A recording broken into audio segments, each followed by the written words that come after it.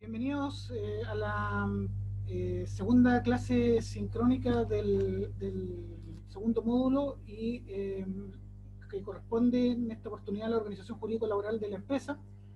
Vamos a continuar con la clase del profesor Claudio Palavecino. Antes de comenzar voy a excusar al profesor Alberto Merino, que por compromisos académicos no pudo estar presente.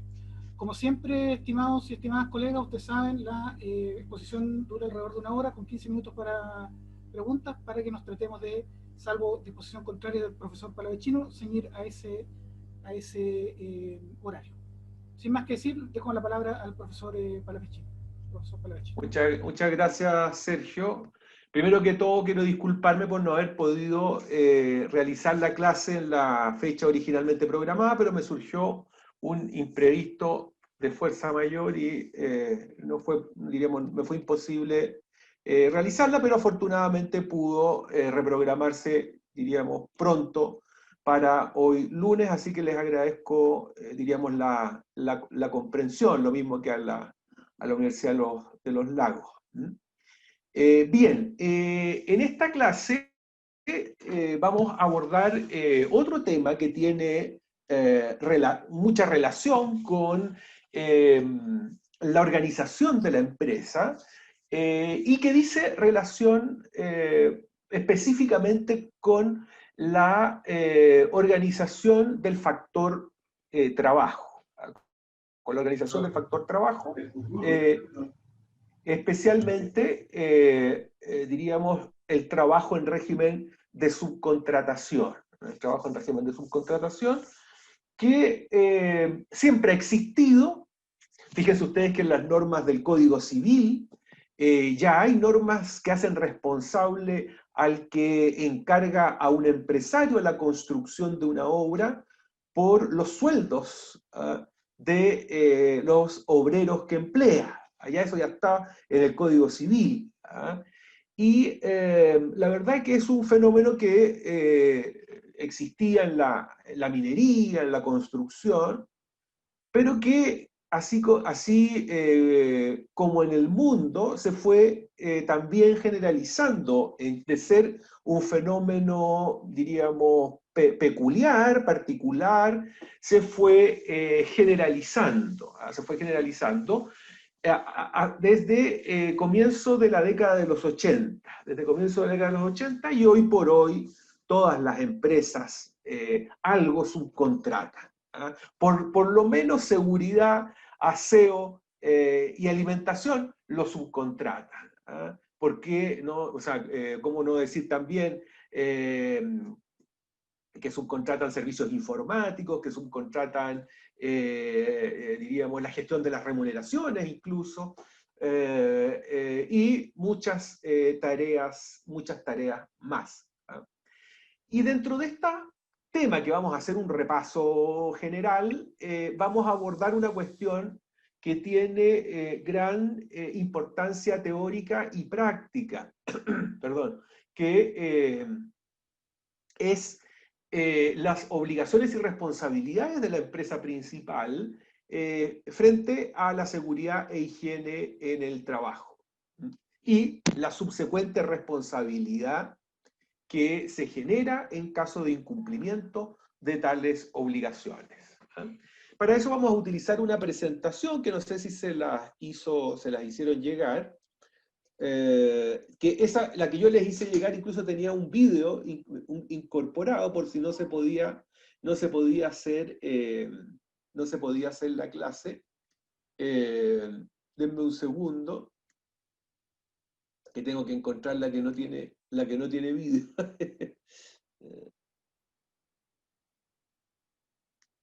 Acá está ya. Y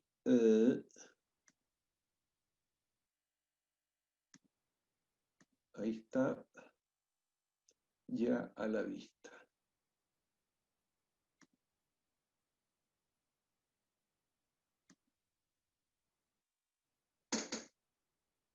A ver si esto permite, que esto es PDF, a ver si permite verlo.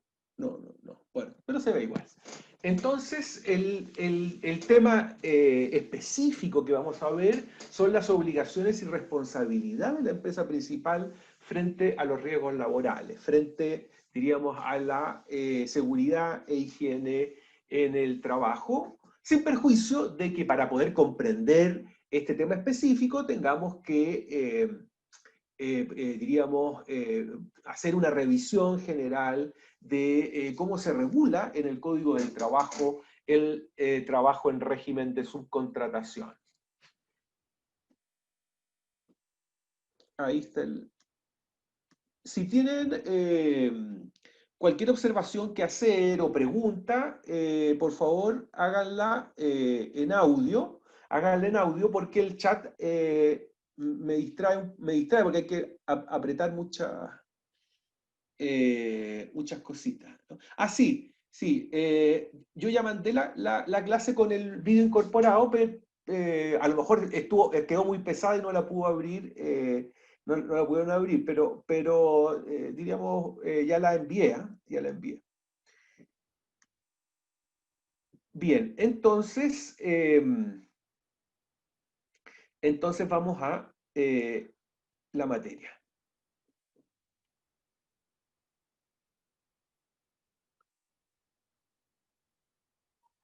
Hay que tener presente que, como les decía, esta forma de organizar el trabajo que conocemos como tercerización, eh,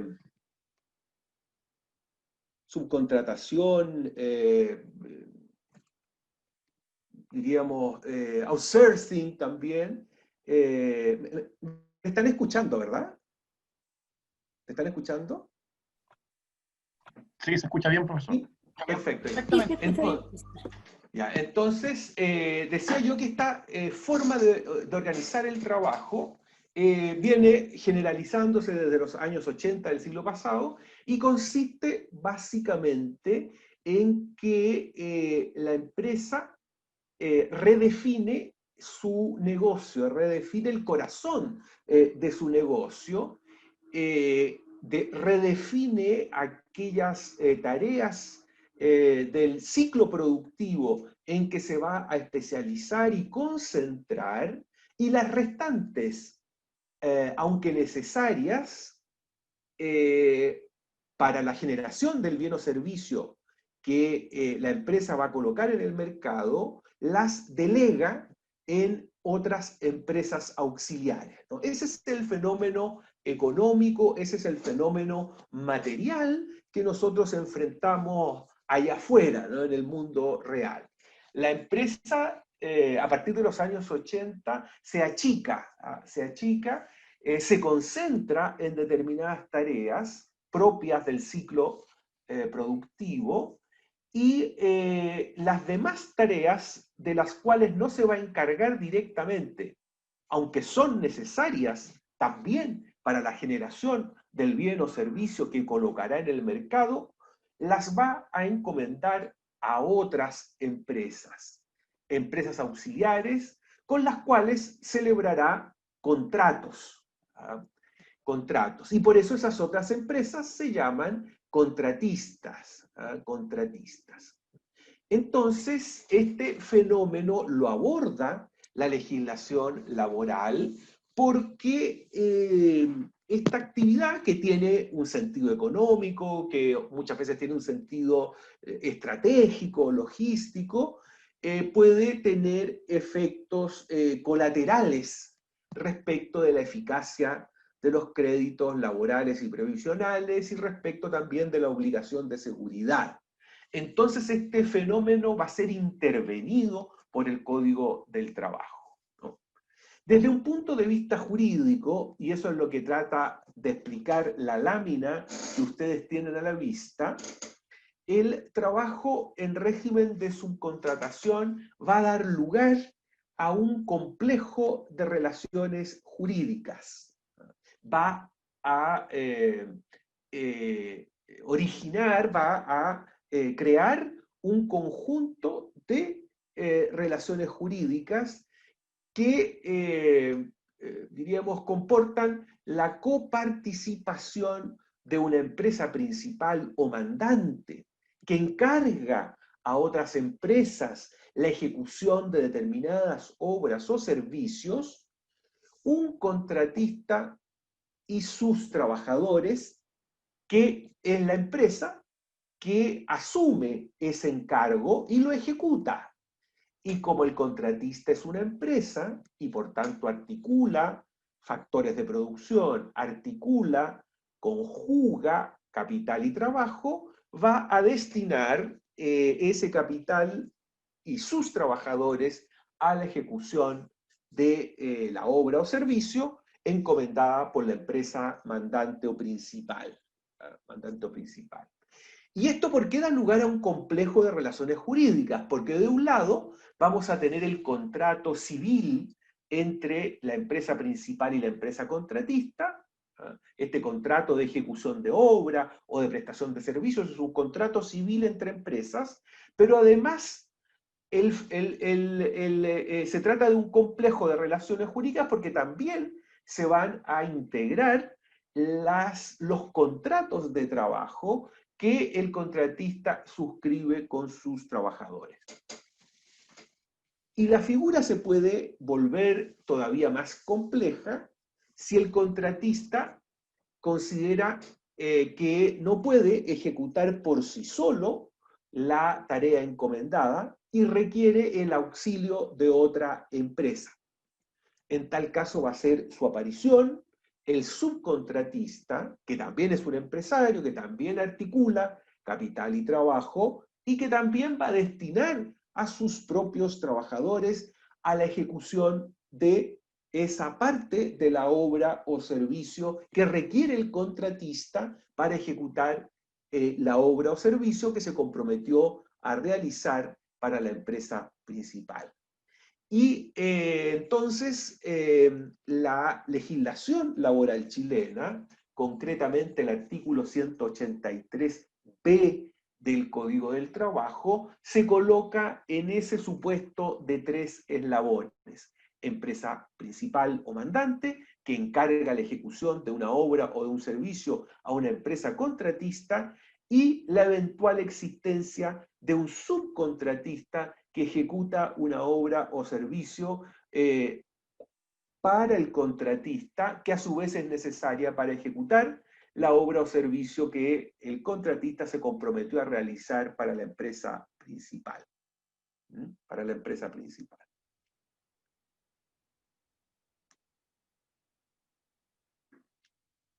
Y frente a este fenómeno,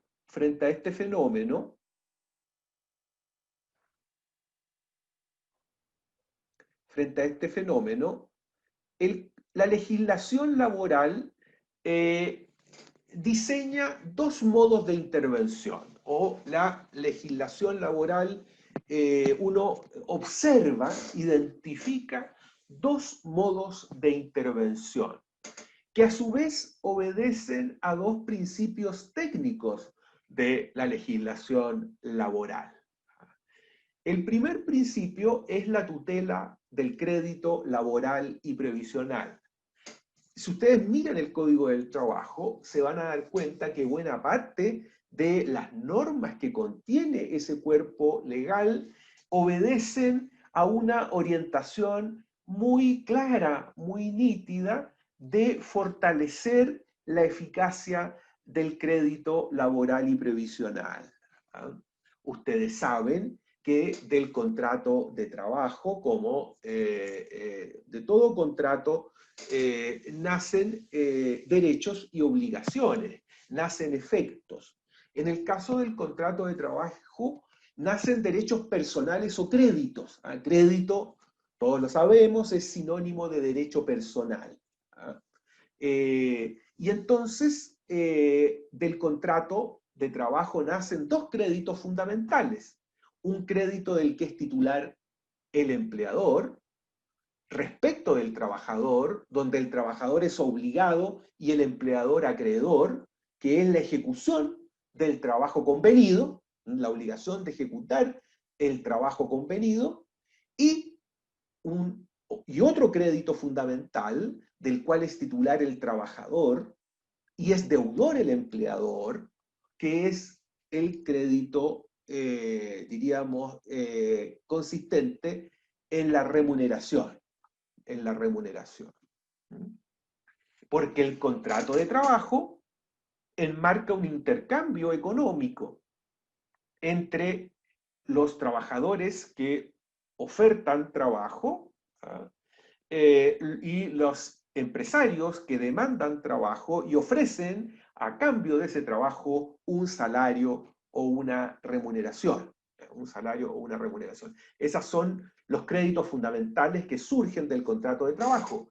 Y el Código del Trabajo se ocupa obsesivamente, si ustedes quieren, se ocupa obsesivamente del crédito cuyo acreedor es el trabajador y cuyo deudor es el empleador.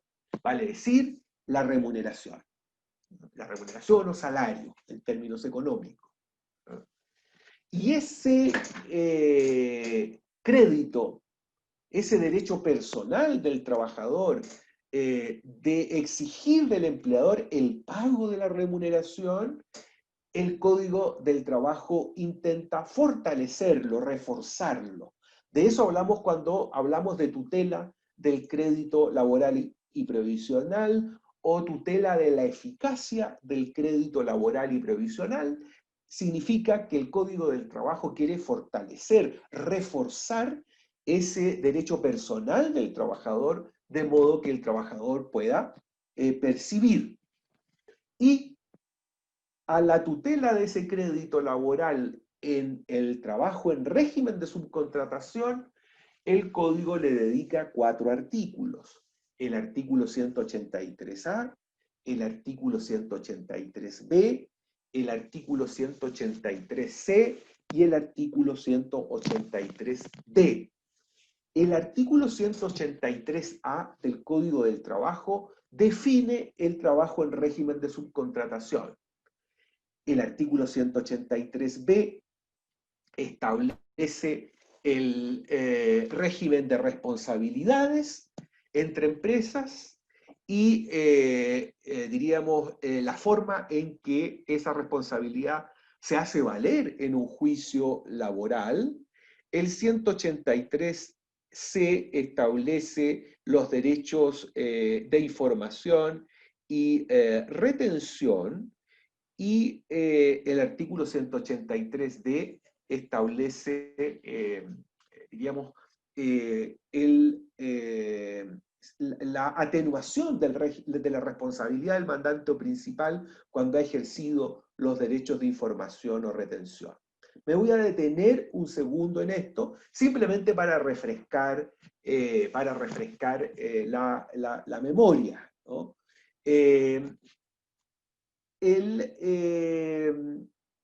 Lo que hace en definitiva esta intervención del derecho del trabajo, de la legislación laboral sobre el trabajo en régimen de subcontratación, es romper el efecto relativo del contrato de trabajo. Todos sabemos que en principio los contratos solo obligan a quienes concurrieron, a quienes los acordaron. A quienes los acordaron, a quienes celebraron el contrato, en principio solo a ellos obliga el contrato, porque los acuerdos entre dos personas en principio no tienen por qué obligar a terceros, a terceros. Y de ahí entonces que se hable del efecto relativo de los contratos. Las obligaciones que nacen de los contratos solo pueden exigirse de las partes que celebraron o acordaron ese contrato. ¿Qué va a hacer el Código del Trabajo, la legislación laboral, en este caso particular? Pues va a romper ese efecto relativo y va a extender la obligación de pago a un tercero, ¿ah? Ajeno en principio al contrato de trabajo, que es la empresa principal o mandante.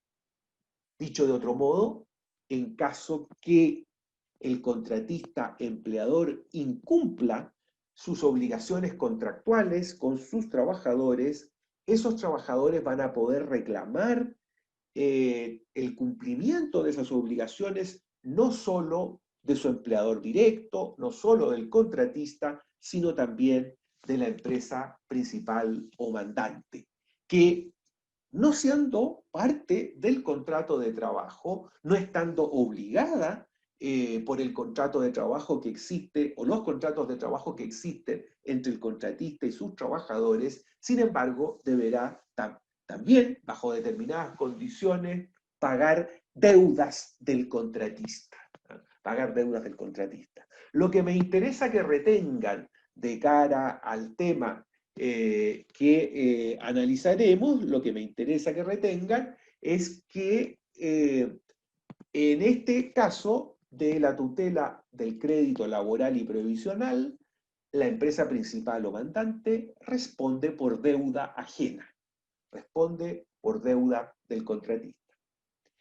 El artículo 183b establece en principio una responsabilidad solidaria entre el contratista y la empresa mandante o principal. Una responsabilidad solidaria, recordémoslo, supone que ambos deudores son codeudores, codeudores, y cada uno debe responder por el total de la deuda.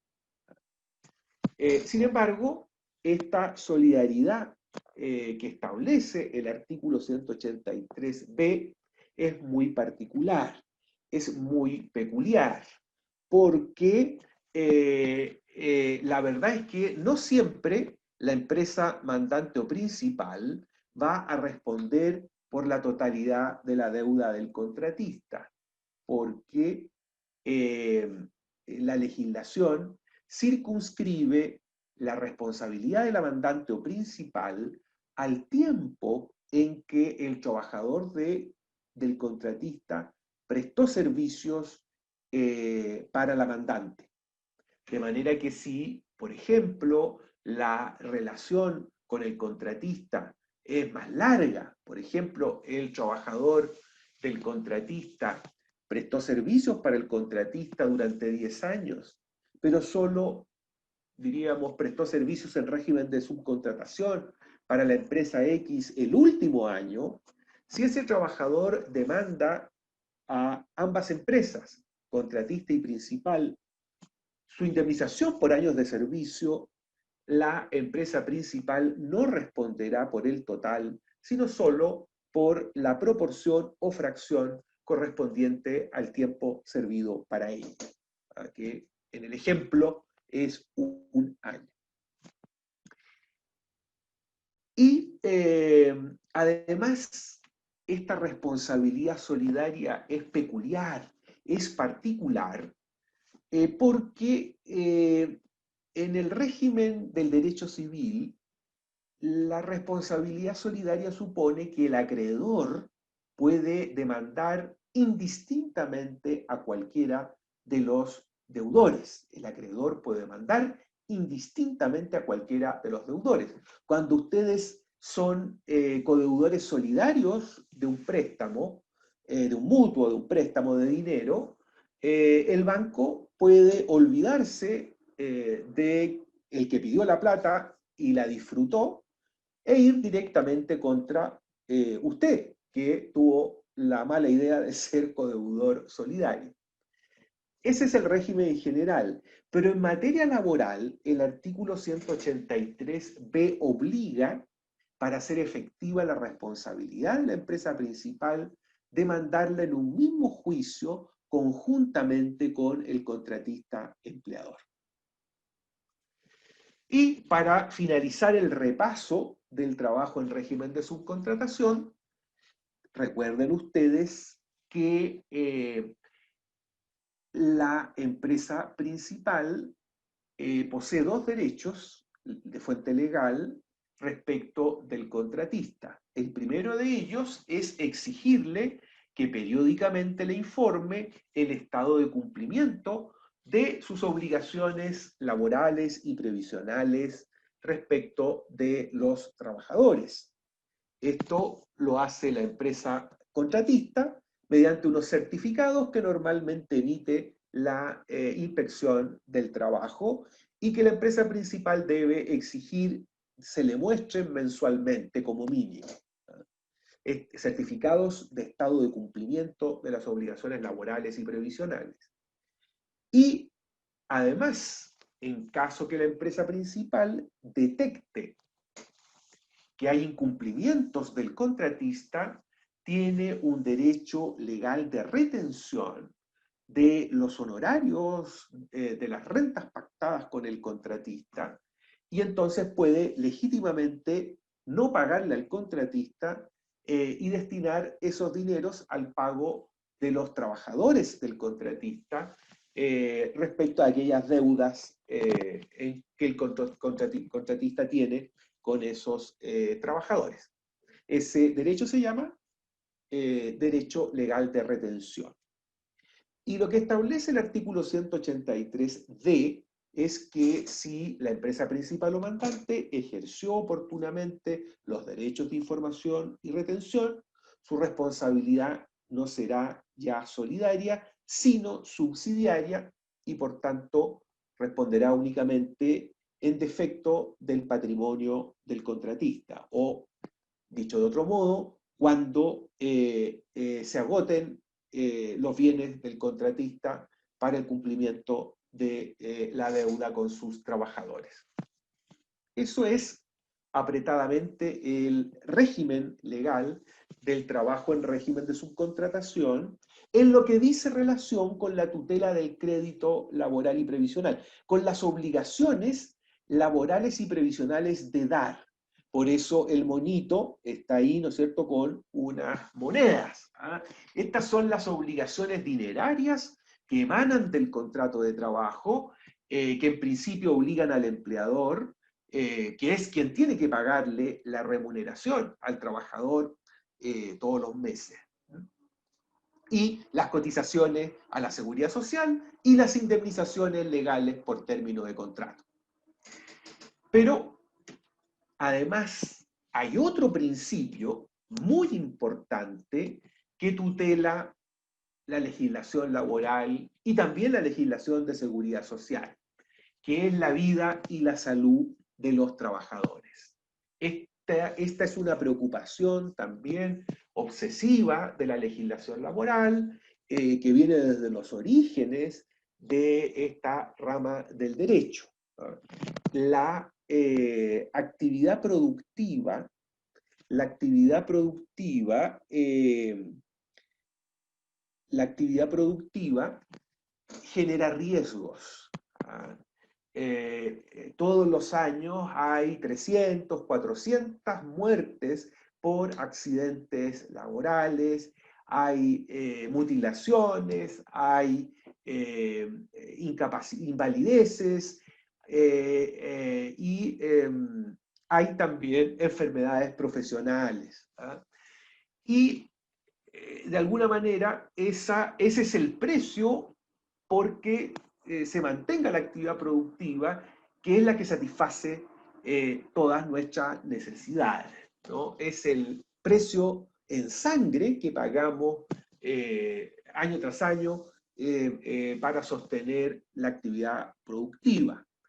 Entonces la legislación laboral quiere, ojalá, evitar o minimizar la existencia de estos accidentes y enfermedades profesionales y por tanto impone al empleador una obligación de prevención y por supuesto si esa obligación de prevención se incumple, una responsabilidad que se traduce en la obligación de reparar el daño causado. En el trabajo en régimen de subcontratación, la tutela de la vida y la salud del trabajador y que labora en estas condiciones, en régimen de subcontratación, está regulado en el artículo 183E del Código del Trabajo. De momento me interesa que ustedes retengan que son dos modelos de intervención, son dos principios técnicos, tutela del crédito laboral y previsional de un lado, tutela de la vida y la salud del trabajador por el otro, y dos regímenes legales distintos. Dos regímenes legales distintos.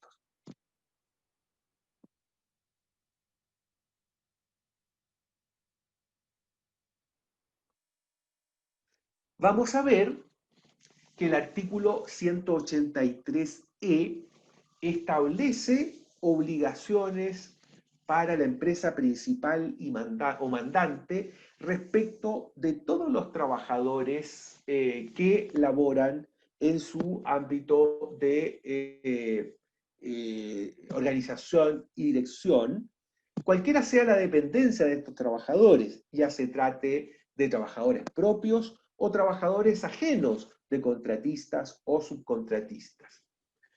¿Por qué? ¿Por qué?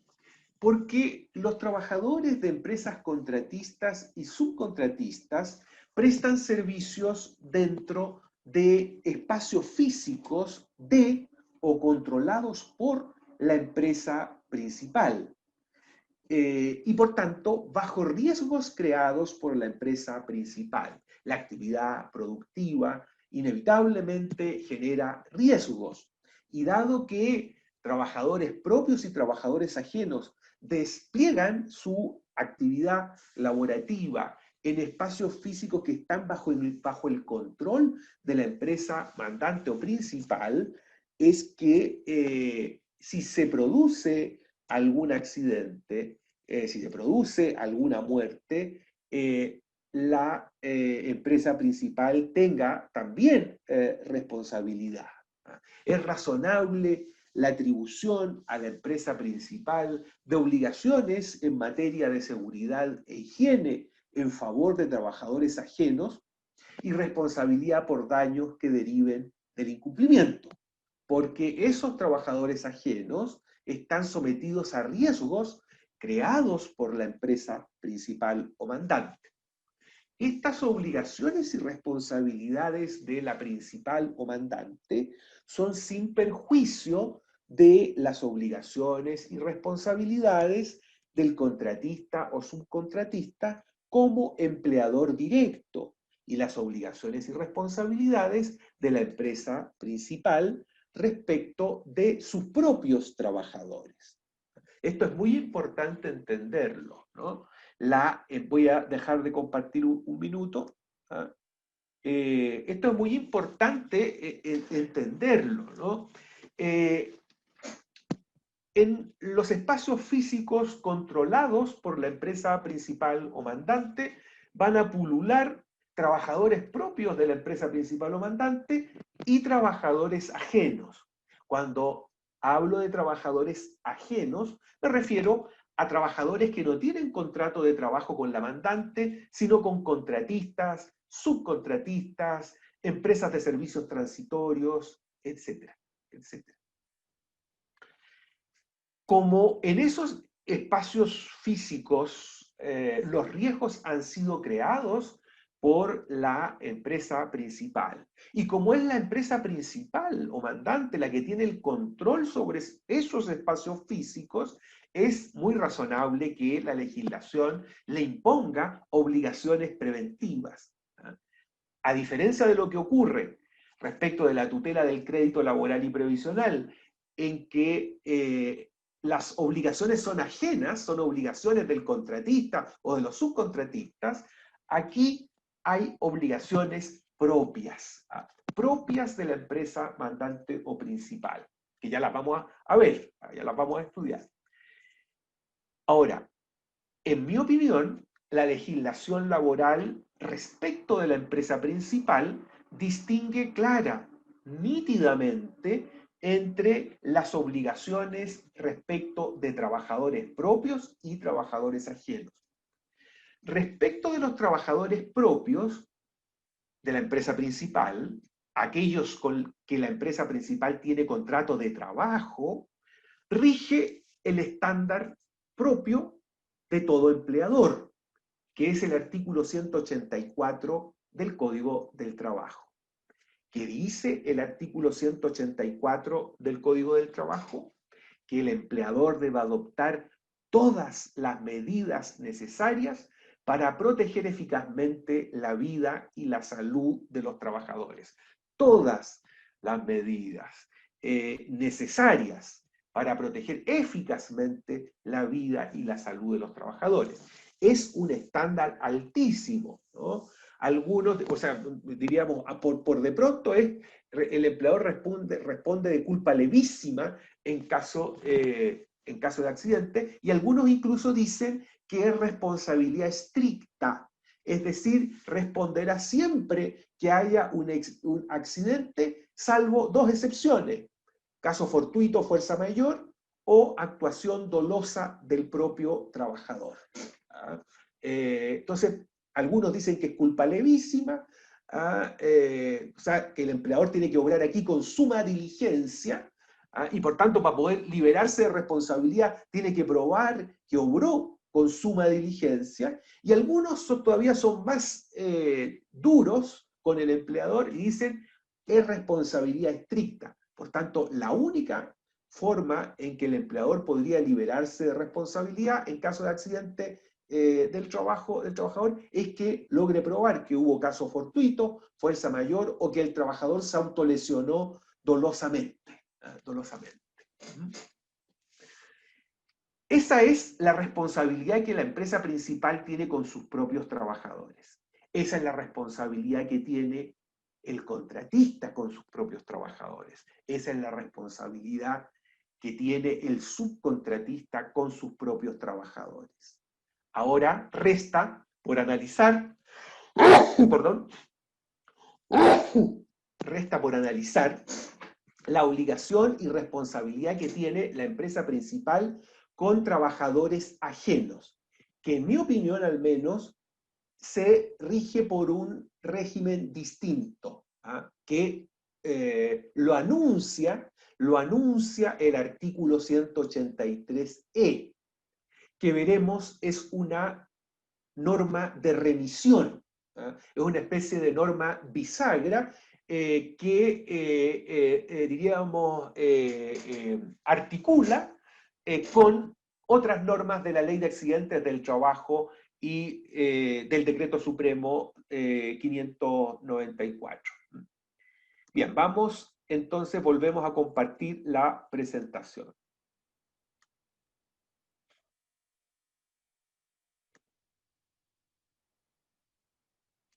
Entonces, en el trabajo en régimen de subcontratación, la protección de la vida y de la salud del trabajador opera en dos estratos. En la base, la obligación del contratista o subcontratista empleador, artículo 184 del Código del Trabajo. Por sobre ellos, la empresa principal, cuya obligación no es aquí la del 184, sino la del artículo 183E del Código del Trabajo, que es una obligación de supervigilancia sobre los contratistas y subcontratistas, ¿no? Así se estructura la obligación de la empresa mandante respecto de los trabajadores ajenos. En la base, la obligación del contratista o subcontratista empleador, adoptar todas las medidas necesarias para proteger eficazmente la vida y la salud de los trabajadores, y por sobre ellos, la empresa principal, cuya obligación es de vigilar que los contratistas y subcontratistas cumplan con sus obligaciones de prevención.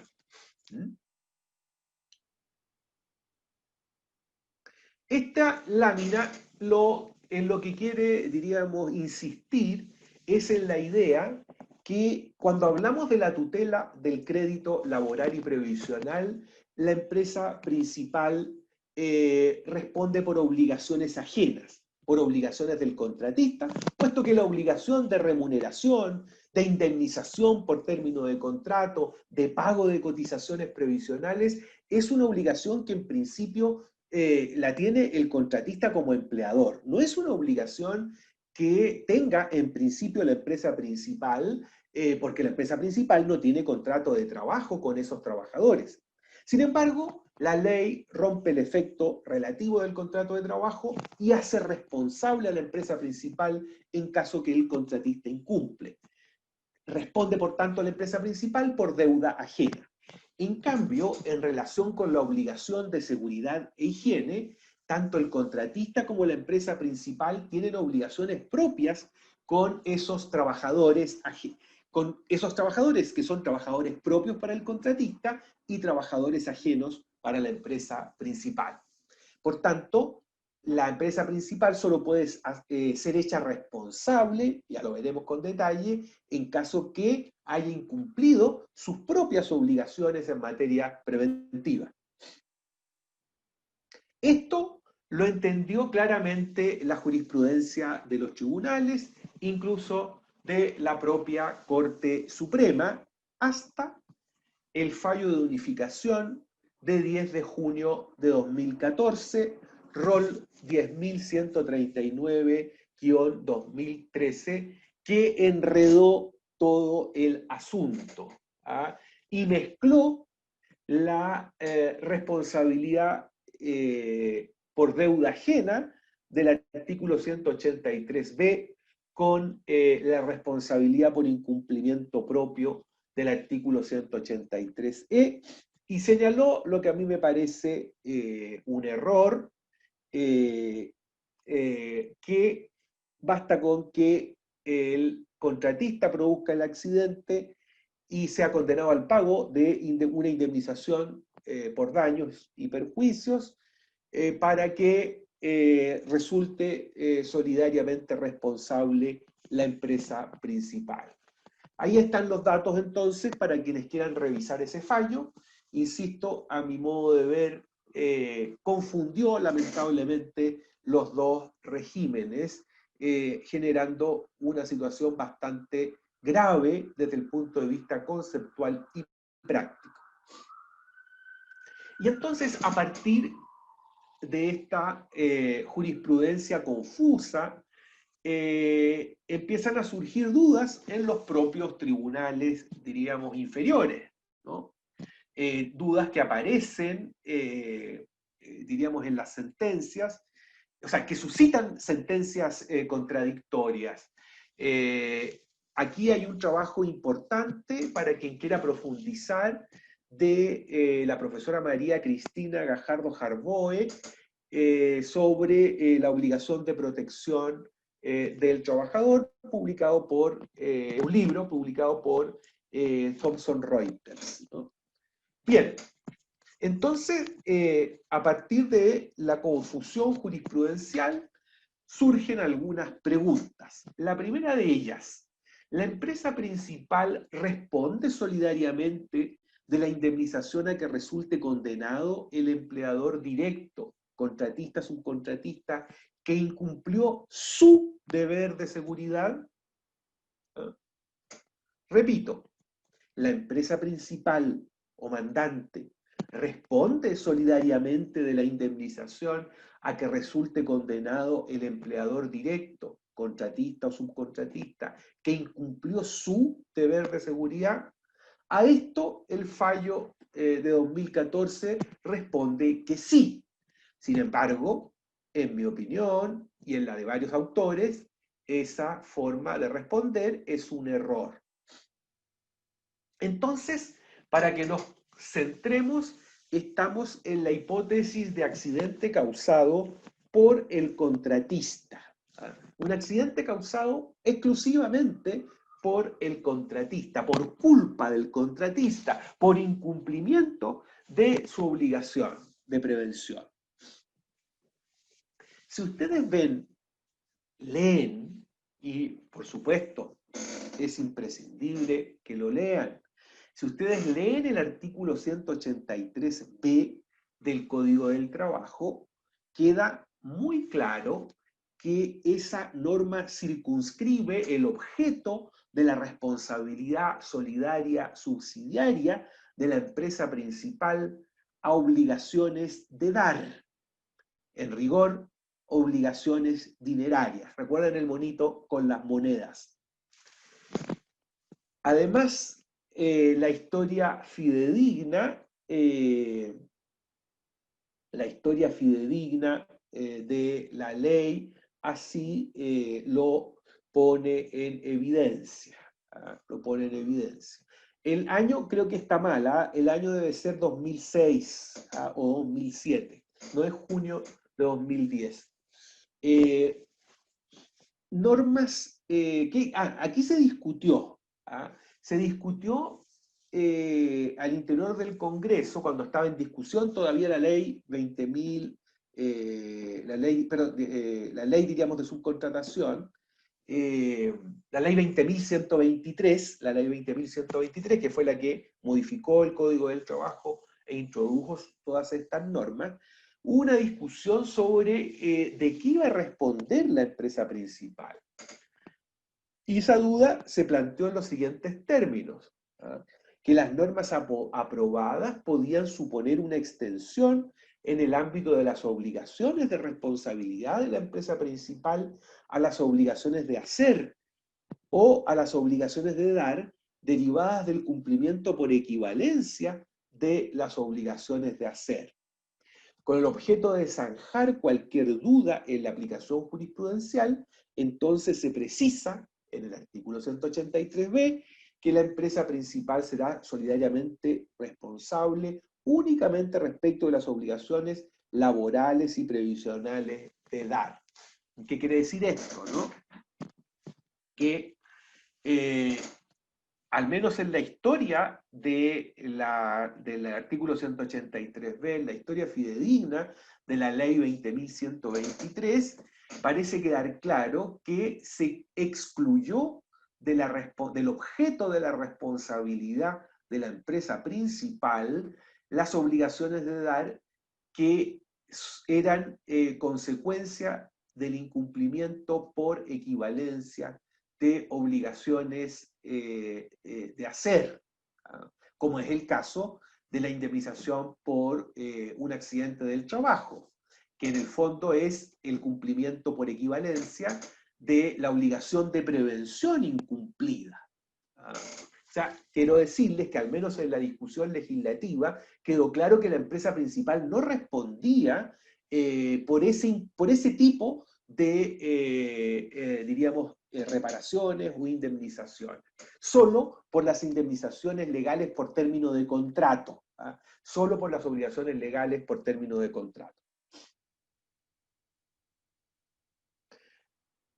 A esta misma conclusión han llegado varios autores, no solo yo, esto no es solo una locura mía. Doña Pamela Prado, que tiene un libro muy interesante, muy importante, que ustedes deberán también tener en su biblioteca, que es La subcontratación y el suministro en el derecho civil, publicado por Legal Publishing en 2009. ¿Qué es lo que dice doña Pamela Prado? Yo estoy en completo acuerdo con ella, ¿no? La responsabilidad solidaria o subsidiaria de la dueña de la obra, empresa o faena, de la empresa principal o mandante, no alcanza al incumplimiento de la obligación de seguridad de la empresa contratista, toda vez que la ley 20.123 creó un sistema regulatorio diferenciado sobre la obligación de seguridad, como se aprecia en el artículo 183E. Entonces, la ley 20.123 creó un sistema regulatorio diferenciado sobre la obligación de seguridad distinto de la responsabilidad solidaria del artículo 183B. En el mismo sentido, Marcelo Barrientos, en un comentario en la revista chilena de Derecho del año 2013. ¿Qué dice Marcelo Barrientos? La responsabilidad de la empresa principal en un accidente del trabajo solo puede ser declarada en virtud de un incumplimiento de las obligaciones propias y particulares que la ley le ha impuesto sobre la materia, y no como garante de las obligaciones que ha debido cumplir el empleador, es decir, el contratista. Entonces, para que se haga efectiva la responsabilidad civil de la empresa principal, será necesario demandar a la empresa principal por hecho propio. Es improcedente demandarla en calidad de codeudora solidaria subsidiaria del contratista. Esa es la conclusión respecto de la primera pregunta, aunque los tribunales tienen aquí posiciones distintas. Es importante que si ustedes van a asumir la defensa de una empresa principal o mandante, hagan valer muy claramente este argumento, de manera que el juez tenga que sortearlo argumentalmente, por lo menos ponerle ese obstáculo argumental. Ahora, en la mayoría de los casos, lo que habrá es concurrencia de culpas. En la mayoría de los casos, lo que habrá es concurrencia de culpas. Culpa de la empresa principal y culpa del contratista en la generación del accidente. Ya dijimos que la responsabilidad por accidente laboral escapa del objeto de la responsabilidad solidaria del artículo 183b del Código del Trabajo, que solo alcanza el incumplimiento de obligaciones pecuniarias, contractuales del contratista. Lo dicho no descarta de plano la solidaridad entre la empresa principal y la contratista, en razón no ya del artículo 183b, sino desde el artículo 2317 del Código Civil. ¿Qué es lo que dice el artículo 2317? Si un delito o cuasidelito ha sido cometido por dos o más personas, cada una de ellas será solidariamente responsable de todo perjuicio procedente del mismo delito o cuasidelito. Pero esta solidaridad supone que se pruebe que el accidente se produjo también por culpa de la empresa principal. Y si se acredita que el accidente se produjo por una concurrencia de culpas entre la empresa principal y el contratista, entonces ahí van a ser también solidariamente responsables, pero en virtud del artículo 2317 del Código Civil. Y es razonable que sean solidariamente responsables porque es imposible deslindar que parte de la indemnización tiene que pagar uno de los culpables y cuál parte tiene que pagar el otro. Como no es posible hacer esa subdivisión, la ley las hace a cada una responsable por el total, sin perjuicio de que luego pueda repetir entre ellas la mitad de lo pagado, ¿no? Segunda pregunta muy importante. Dijimos que la empresa principal tiene obligaciones propias en materia de seguridad e higiene. ¿Cuáles son esas obligaciones? Bueno, en relación con sus propios trabajadores, tanto la empresa principal como el contratista, ya lo dijimos, responden conforme al artículo 184 del Código del Trabajo. Pero la empresa principal en materia de seguridad e higiene respecto de los trabajadores del contratista, responde en conformidad al artículo 183e, que a su vez nos reenvía, artículo 183e, que a su vez nos reenvía al artículo 66 bis de la ley 16.744, de la ley de accidentes del trabajo, y el artículo 3º del decreto supremo 594 de salud. ¿Cuáles son entonces las medidas necesarias exigibles a la empresa principal para proteger eficazmente la vida y la salud de los trabajadores en régimen de subcontratación? El artículo 66 bis de la ley 16.744 y su reglamento, el decreto supremo 76 de 2006 del Ministerio del Trabajo y Previsión Social, y las del artículo 3º del decreto supremo 594 de 1999. ¿Cuáles son entonces estas obligaciones? La primordial, la fundamental, vigilar el cumplimiento por parte de contratistas o subcontratistas de la normativa relativa a higiene y seguridad.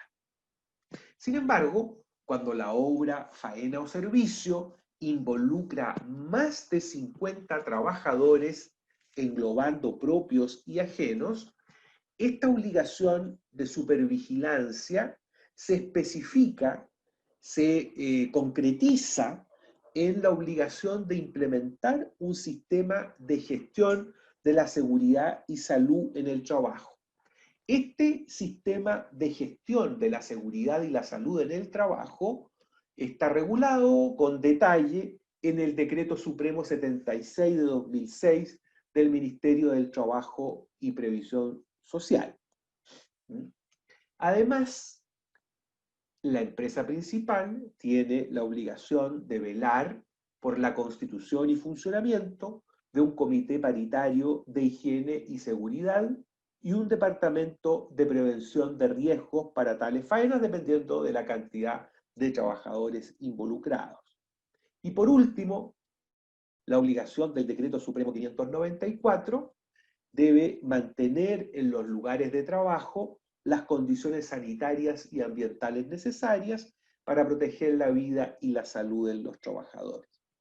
Por tanto, si se produce un accidente del trabajo, de un trabajador del contratista, ese trabajador o sus causavientes, en caso que ese trabajador se muera, van a poder perseguir las responsabilidades, obviamente en el contratista empleador y también en la empresa principal, siempre que la empresa principal haya incumplido estas obligaciones, solo en el caso en que la empresa principal no logre demostrar que dio cabal, completo cumplimiento a sus obligaciones propias, va a resultar responsable de las indemnizaciones del caso. ¿Qué es esto de la subcontratación extravagante? La subcontratación extravagante. Si leemos el artículo 66 bis de la Ley de Accidentes del Trabajo, así nos detenemos en el artículo 66 bis de la Ley de Accidentes del Trabajo, estas obligaciones que acabamos de ver, solo son exigibles a la empresa principal que contrata o subcontrata con otros, con contratistas, la realización de una obra o faena o servicios propios de su giro. Propios de su giro. El Decreto Supremo 76 define como labores propias de su giro todo proyecto, trabajo o actividad destinado a que la empresa principal desarrolle sus operaciones o negocios cuya ejecución se realice bajo su responsabilidad. No nos aclara mucho. En rigor, el giro propio de la mandante son aquellas actividades, diríamos, que conducen directamente a la, diríamos, afinamiento, a la terminación del bien o servicio que coloca en el mercado, ¿no? Son las operaciones que tienen que ver directamente con la actividad, ¿no es cierto?, que genera el bien o servicio que coloca la empresa en el mercado. Entonces surge la pregunta, ¿qué pasa con aquellas otras subcontrataciones que no son las labores propias del giro? Con los contratos y subcontratos extravagantes o fuera de giro. ¿Cuáles serían, por ejemplo, los contratos de seguridad, de asesoría contable o financiera, de gestión de remuneraciones, de aseo o limpieza industrial, de sanitización, de alimentación, ¿no es cierto?, la concesión del casino de la empresa. Esos son contratos o subcontratos que están fuera del giro y respecto de los cuales no operan estas obligaciones, ¿ah? No operan estas obligaciones. Y entonces, ¿qué es lo que ocurre, no? Aquí la empresa principal queda excluida de la culpa infraccional por incumplimiento de las obligaciones emanadas del artículo 66 bis de la ley 16.744.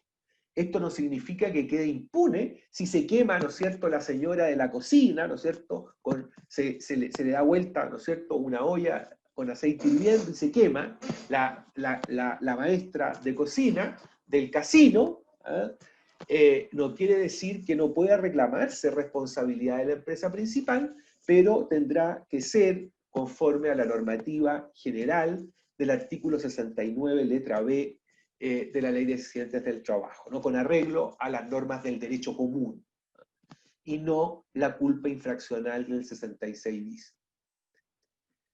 También hay que tener presente que si la obra, faena o servicio no involucra más de 50 trabajadores, la obligación de la empresa principal de vigilar el cumplimiento por parte de contratistas o subcontratistas de la normativa relativa a seguridad e higiene subsiste, ¿ah? Pero no conlleva la obligación especial de implementar el sistema de gestión de la seguridad y salud en el trabajo. Esto dará mayor discrecionalidad a los jueces del trabajo para determinar el contenido de la obligación de vigilancia y decidir sobre la culpa infraccional de la empresa principal y su responsabilidad. Y unas últimas cuestiones, porque ya estamos completando la hora. ¿Existe un deber de seguridad de la empresa contratista respecto de los trabajadores de su subcontratista? Podría afirmarse que el contratista debería asumir frente a los subcontratistas el papel de empresa principal en lo que atañe a la obligación de seguridad e higiene. Tal predicamento supone sobrepasar, por analogía, la tipicidad legal de esa obligación, con lo cual yo considero que no.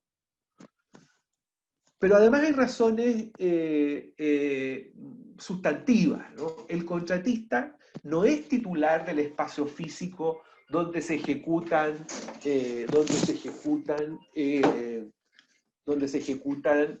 las faenas. El contratista no es titular del espacio físico donde se ejecutan las faenas, de modo que no tiene sentido duplicar a su respecto las obligaciones de la empresa principal. Su interposición, la interposición del contratista entre la empresa principal y el subcontratista, perturbaría la necesaria coordinación de las acciones preventivas a que está obligada la empresa principal. Por último, la responsabilidad de la empresa principal es extracontractual. Si hay subcontratación, no hay contrato laboral entre la víctima y la empresa principal. El que el dueño de la faena no sea totalmente ajeno a la relación laboral es una cuestión de la organización del trabajo, pero no un vínculo jurídico, ni menos de carácter contractual entre la empresa principal y los trabajadores de sus contratistas, dice don Hernán Corral, y yo estoy de acuerdo con esa opinión.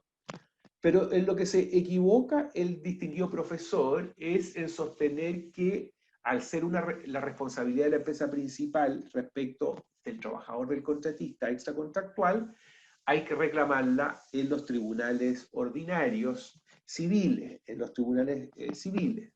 Eso es un error porque los tribunales del trabajo tienen competencia material para conocer de esas demandas contra la empresa principal, porque el artículo, siempre que la empresa principal sea demandada conjuntamente con el contratista empleador. Así lo establece el artículo 183b, inciso cuarto del Código del Trabajo. El trabajador, al entablar la demanda en contra de su empleador directo, podrá hacerlo en contra de todos aquellos que puedan responder de sus derechos en conformidad a las normas de este párrafo. Y la norma del artículo 183c pertenece también al párrafo primero del título séptimo del libro primero del Código del Trabajo, de manera que la responsabilidad que dé lugar su infracción, sea contractual o extracontractual, puede ser conocida por el Tribunal del Trabajo si el actor cumple los términos del citado artículo 183. Esto es, siempre que demande ante los tribunales del trabajo al contratista empleador y a la empresa principal conjuntamente. Bien, y dentro de la hora de clase terminamos los contenidos y entonces abro, diríamos, doy la palabra por si alguien tiene alguna duda, pregunta o consulta.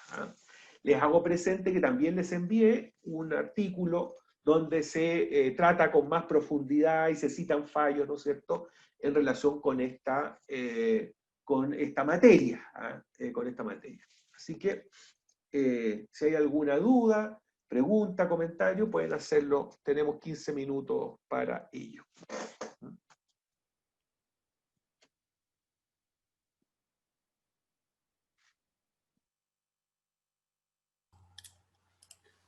Si no, quedó todo muy claro. Profesor, Sí, dígame, Marco.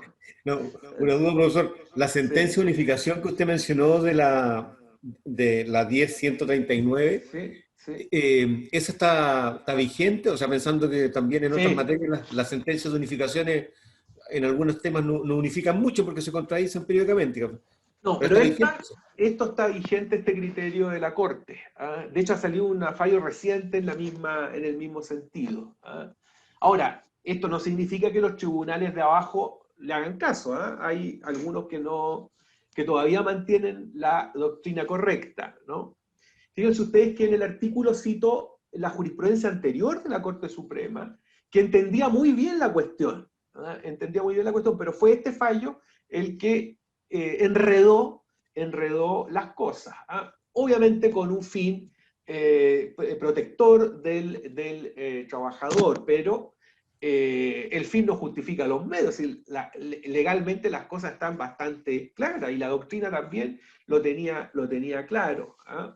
Pero no, se mantiene este criterio, por eso, diríamos, mantuve, diríamos, el fallo original, pero hay fallos posteriores de la Corte Suprema que insisten sobre esta cuestión. Incluso hay uno que salió en el Diario Constitucional hace muy poco, que insiste sobre lo mismo. Gracias. Bueno, si ustedes defienden trabajadores contra empresas principales, bueno, es muy bueno porque mire, ustedes prueban la culpa del contratista, basta, y responde solidariamente la empresa mandante. Pero si ustedes defienden a la empresa principal, aquí tienen al menos argumentos bien elaborados para ponerle al juez alguna dificultad antes de resolver diríamos, como el fallo de la señora Chévesis, que fue quien lo redactó, por cierto. ¿Alguna otra duda, pregunta? Yo, Hola, profesor. Estamos igual. ¿Dónde? Clara primero, por favor. Ya, yo primero, Franco, hola. Yo hubiera dicho ladies first, pero un día puede ser considerado una agresión machista, así que no lo voy a decir. Con respecto a lo último la Sí. última diapositiva, en cuanto a la responsabilidad de la empresa principal, que Sí. sería extracontractual según lo que plantea el profesor Hernán Corral, Sí. en este caso, ¿hay jurisprudencia que sea como de uno u otro lado, o en realidad se considera que si se presenta dentro de la demanda inicial, se considera competente y se resuelve por el tribunal laboral? Claro, es No que sé si lo que pasa es que don Hernán cree que la circunstancia de que sea responsabilidad extracontractual determina inmediatamente que los tribunales del trabajo no son competentes. Sí. Pero resulta que hay norma expresa, el artículo 183b permite demandar todas las responsabilidades que establece el párrafo, donde están los artículos 183a, B, C, D y E también. El único requisito es que usted tiene que demandar en el juicio laboral a la principal conjuntamente con el contratista empleador o subcontratista empleador. ¿Ah? No puede en sede laboral demandar solamente a la empresa principal por el accidente sufrido por un trabajador de contratista. Podría hacerlo en sede civil. Ahí tiene razón don Hernán Corral. Si usted quiere demandar solo a la empresa principal, porque el contratista desapareció, porque el contratista, diríamos, se escapó, ¿ah? Tiene que hacerlo en sede civil. ¿Ah? Y puede hacerlo en sede civil porque aquí va a demandarla por incumplimiento de obligaciones propias, no de obligaciones del contratista, ¿no? Pero si quiere demandarla en sede laboral, necesariamente tiene que, en la misma demanda, demandar al contratista empleador, porque esa es la exigencia. Eso se llama técnicamente litisconsorcio pasivo necesario, y es lo que en mi opinión establece el artículo 183b. Hay un fallo incluso de la Corte Suprema, viejo pero vigente, que señala que efectivamente para poder demandar a la empresa principal por cualquiera de las materias del trabajo en régimen de subcontratación ante los tribunales del trabajo, hay que demandarla conjuntamente con el empleador. ¿Mm? Ya, perfecto. Gracias, profesor. Sí. ¿Alguna Hola, otra? profesor. Hola, Franco.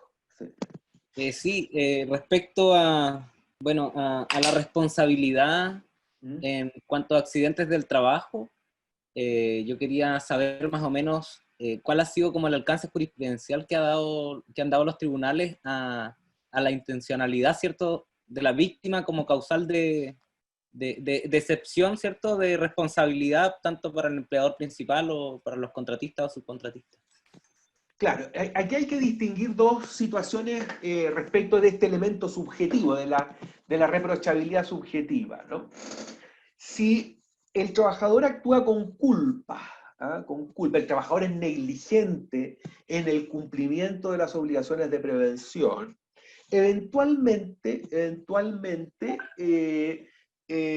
diríamos, puede, es raro pero ha sucedido, puede quedar liberada la empresa, puede quedar liberada la empresa de responsabilidad.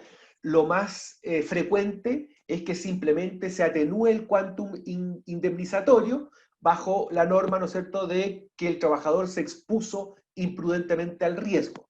Lo que yo he visto es más frecuentemente aquello, ¿no?, que se rebaja simplemente el quantum indemnizatorio cuando el trabajador se expone imprudentemente al riesgo, pero hay algunos casos en que el juez ha liberado completamente a la empresa principal. Una situación distinta es cuando el trabajador dolosamente se autolesiona. Y esa es una hipótesis muy rara, muy rara, y en general, o sea, no en general, siempre que eso es posible probarlo y acreditarlo, la empresa queda evidentemente liberada. De hecho, ni siquiera opera en la ley de accidentes del trabajo, en ese caso solo opera para otorgarle las prestaciones médicas, pero no le otorga ninguna de las prestaciones económicas en esa hipótesis. Es evidentemente una hipótesis rara, que el trabajador se autolesione dolosamente, dolosamente. Lo más recurrente es la negligencia del trabajador en el cumplimiento de la normativa de seguridad. Pero ahí la empresa para poder liberarse tiene, y es muy difícil, tiene que probar que tampoco la empresa falló o sea, que tampoco la empresa falló diríamos, representarle al trabajador esa negligencia, ¿no? Esa negligencia, ¿no? Normalmente los casos que he visto en que la empresa ha quedado liberada es en aquellos casos en que el trabajador que comete la negligencia, que finalmente deviene en accidente, por alguna circunstancia, no tiene supervigilancia inmediata, no tiene supervisión inmediata, pero si hay supervisión inmediata, la verdad que va a ser muy difícil que la empresa pueda pueda liberarse. O sea, por ejemplo, trabajadores que trabajan en zonas aisladas, ¿no es cierto? Diríamos, no tienen, diríamos, una fiscalización permanente, constante de un superior y se lesionan por una negligencia grave, ahí podría eventualmente darse una hipótesis liberatoria, liberatoria. Pero por ahí, pero en términos estadísticos, si usted quiere, diríamos, aun cuando se prueba que hubo desidia o negligencia del trabajador en el cumplimiento de la normativa de seguridad, también se formula un reproche a la empresa diríamos, porque eso se sucedió, ¿no? Que en el sentido de que la empresa también tiene que,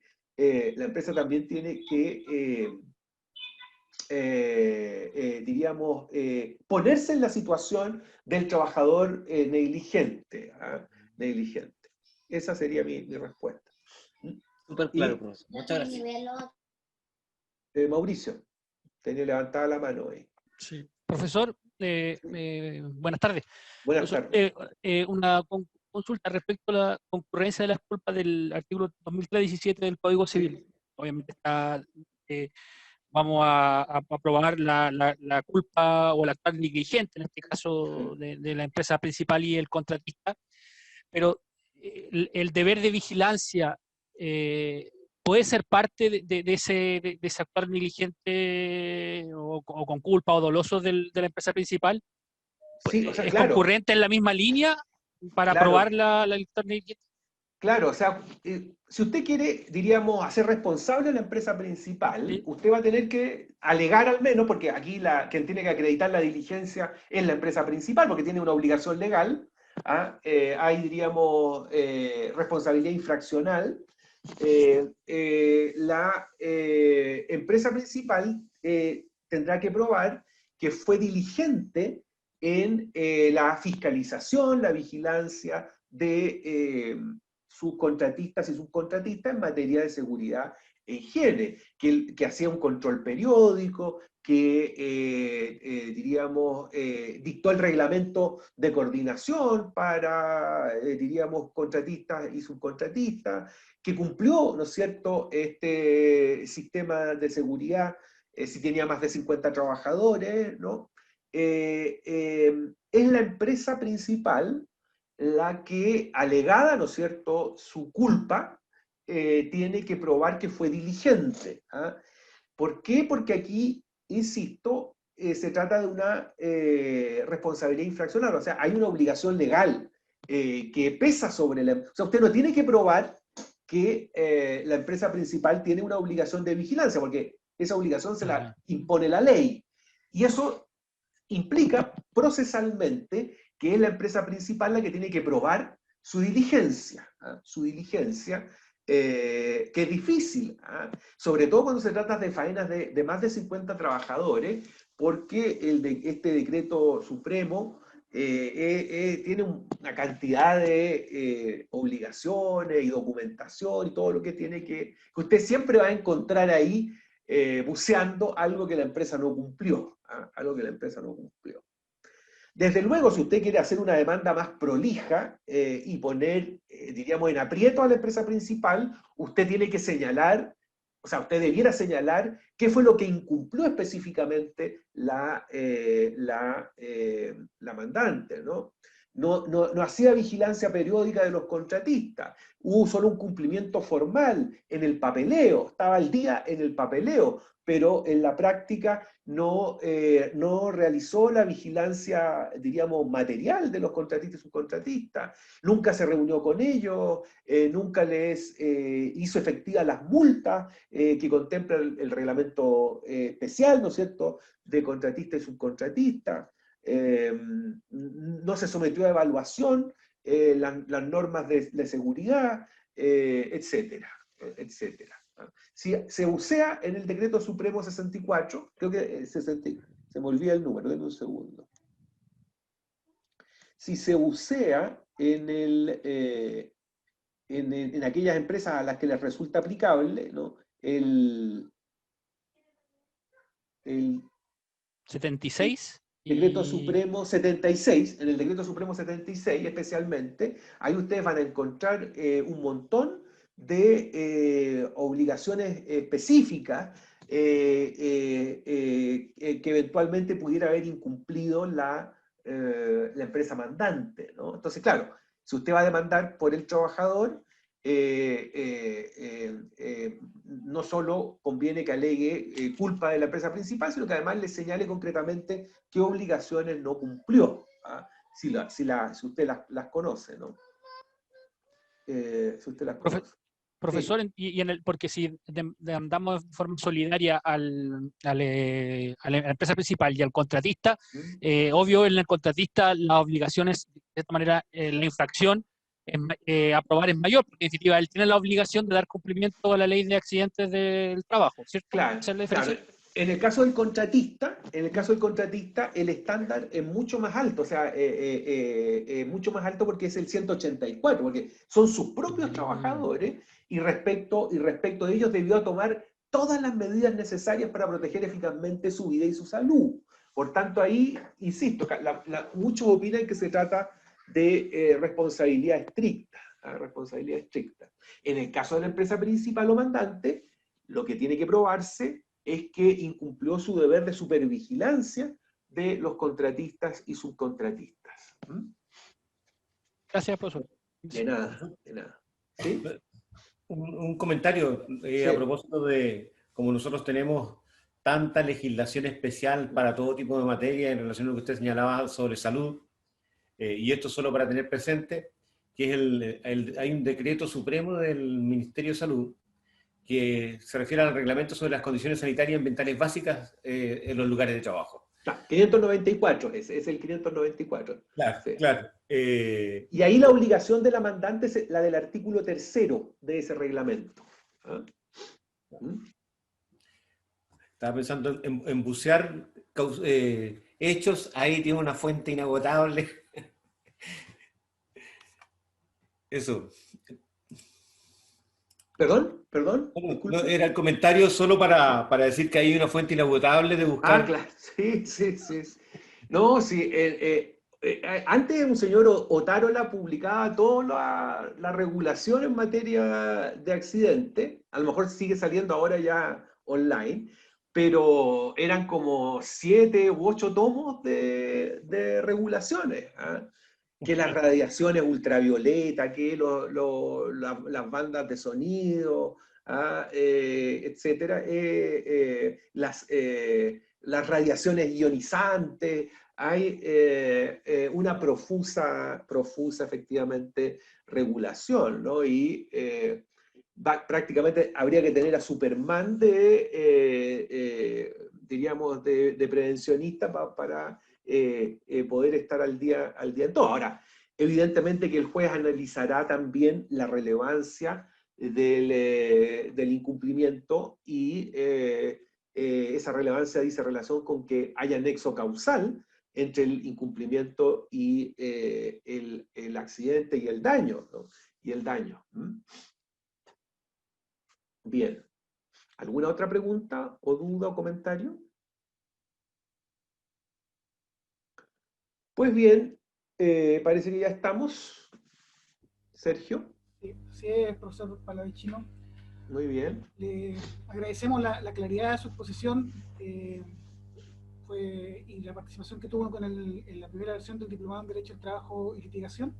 Fue realmente un honor contar con su presencia. Así que lo despedimos, profesor, muy agradecidos realmente de su clase y su claridad. Y a los Listo, pues. Muchas gracias por la invitación. Muchas gracias, profesor. Yo salgo y te dejo a ti para dar los anuncios que tengas que dar. Hasta luego. Hasta luego, profesor. Hasta luego, gracias, profesor. Hasta luego, gracias. Lo esperamos mañana, estimados y estimadas colegas, ¿ya? La profesora Lanata, deber de seguridad y accidente del trabajo. Que estén bien. Chao. Chao.